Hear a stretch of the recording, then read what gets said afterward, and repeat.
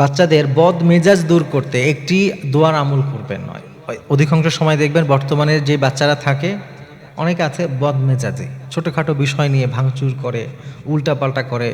হ্যাঁ, অনেক সময় হয় যে এমন মানসিক পেইন দেয়, আমাদের কাছে অনেকে বলে যে হুজুর ছেলেটা তো অনেক বদমেজাজি, সন্তানটা তো ভালো না, কথায় কথায় রাগ করে, বাসায় ভাঙচুর করে, অ্যাবনর্মাল বিহেভিয়ার করে। রাগ কীভাবে কমাবো? আপনি যদি চান আপনার সন্তানের রাগ কমাতে, একেবারে সহজ একটা পদ্ধতি আছে।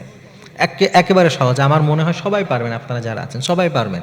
এই আমলটা ইনশাআল্লাহ তাআলা নিয়মিত করার চেষ্টা করবেন। আপনার বাচ্চা যখন খাবার খাবে ওই খাবারে এটা পরে ফু দিবেন, অথবা ও যে পানি খায় বিশেষ করে পানিতে ফু দিয়ে খাওয়ার কথা অনেক তাফসীরের মধ্যে এসে মুফাসসিররা বলেছেন এই আয়াতের বিষয় নিয়ে।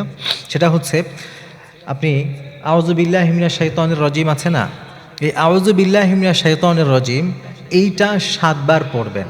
7 বার পড়ে আপনার বাচ্চা যেই পানি খায় অথবা যেই খাবার খায় সেটাতে ফু দিয়ে নিয়মিত এটা আপনি ওকে খাওয়াবেন।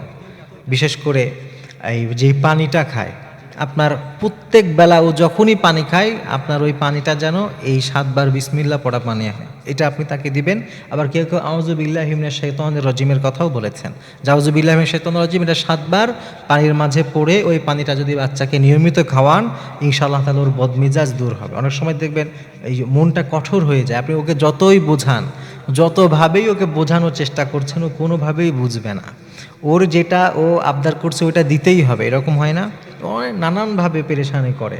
যাদের বাসায় এরকম বদমেজাজি সন্তান আছে ওরা বুঝে যে আসলে জ্বালাটা কত। তো আপনি এই সহজ আমলটা ইনশাআল্লাহ তাআলা নিয়মিত করলে আশা করা যায় যে আল্লাহ তাআলা আপনার বাচ্চাকে তার হৃদয়টাকে নরম করে দিবেন, কোমল করে দিবেন, এবং বেশি বেশি চেষ্টা করবেন দোয়া করা। অনেক সময় বাচ্চারা বদমেজাজি এমনি এমনি হয় না, আমাদের অনেক ভুলের কারণে হয়, বদনজরের কারণে হয়।